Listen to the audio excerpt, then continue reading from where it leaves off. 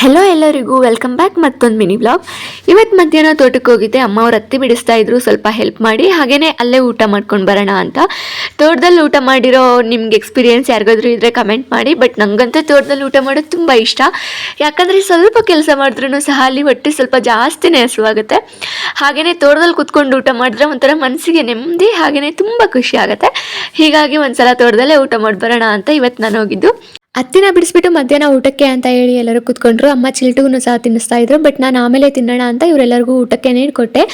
ಇವತ್ತೇನೋ ಗೊತ್ತಿಲ್ಲ, ಊಟ ಮಾಡಿದಾಗಲಿದ್ದ ಕೆಲಸನೇ ಸಾಗಲಿಲ್ಲ. ಯಾಕೆ ಅಂತ ಹೇಳಿದ್ರೆ ಫುಲ್ ಮಳೆ ಬಿಡುತ್ತೇನೋ ಅಂತ ಹೇಳಿ ಎಲ್ಲರೂ ಮರದ ಕೆಳಗಡೆ ಬಂದು ನಿಂತ್ಕೊಂಡ್ರು. ಆದರೆ ಮಳೆ ಅಂತೂ ಕೊನೆಗೆ ಬಿಡಲೇ ಇಲ್ಲ. ಇನ್ನು ಈ ಮಳೆಯಲ್ಲಿ ಹತ್ತಿ ಬಿಡಿಸೋದಕ್ಕಂತೂ ಆಗೋದೇ ಇಲ್ಲ. ಯಾಕಂದರೆ ಹತ್ತಿಯಲ್ಲೆಲ್ಲ ನೀರು ನಿಂತ್ಕೊಳ್ಳುತ್ತೆ ಅಂತ ಹೇಳಿ ಬಿಡಿಸಿರೋ ಅಂಥ ಹತ್ತಿನ ಮರದ ಕೆಳಗಡೆ ತೊಗೊಂಡು ಬಂದು ಇಟ್ಕೊಂಡು ಮಳೆ ನಿಂತಾಗ ನಾವೆಲ್ಲರೂ ಮನೆಗೆ ಹೊರಟ್ವಿ.